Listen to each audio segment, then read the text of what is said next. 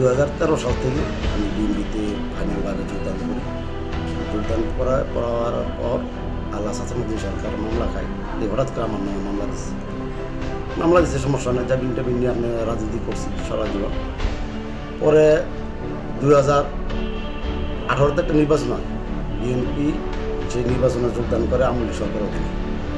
করার পরে আমরা এখানে কোনো লোকজন বিএনপিতে কেউ নামে না, সরকার বা তার ভাগিনা সহজ ভাই বড় ভাই, সে দায়িত্ব নিয়ে দায়িত্বটা আমার সে নির্বাচনে আমি দায়িত্বটা পালন করার পরে এডিসি ফোনটা কয় যে আমার গুলি করে মেরে পড়ে কেন্দ্র মধ্যে।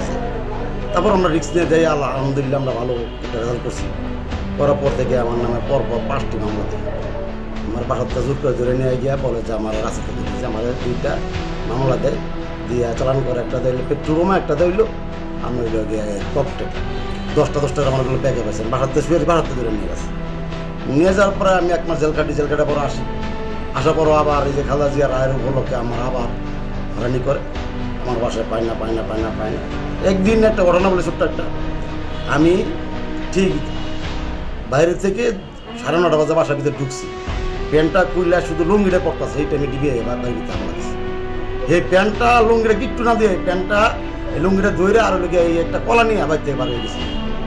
এই গিট্টুরা মানে দূরে গিয়ে আরেকজনের বাসায় গিয়ে আমরা দিতে হয়েছে। আমরা এরকম একটা পরিস্থিতি কাটাইছি। তারপর আমরা দলকে ভালোবাসি, দলকে আমরা ছাড়ি না, অন্য দলা লেগে আছি। দলের কোনো সুখ যাই বা দলের ভালো লেগে আমরা জীবনে রাজি আছি। আমাদের এই গাজীপুর শাসনটা আসলে পরবর্তীকে একটা সবথেকে থেকে বেশি ভূমিকা নিয়েছে নির্বাচন কমিশন থেকে আমাদের জানানো হয়েছে যেন বাগেরহাট 4 গাজীপুর 6 করার জন্য। আল্লাহ হাসানুদ্দিন সরকারকে যদি নমিনেশন দেওয়া হয়, ইনশাআল্লাহ এই গাজীপুর 6 আপনার মাদক ছিনতাইকারী এইগুলো থেকে আমাদের দেশবাসী নিরাপদ থাকবে ইনশাআল্লাহ। এবং ওই লোকের শিক্ষা, বিশেষ করে শিক্ষা সে আপনার লোক অনেক শিক্ষা প্রতিষ্ঠান তার হাতে ঘরে পুরে উঠেছে গাজীপুর, আর শিক্ষার মান বাড়বে।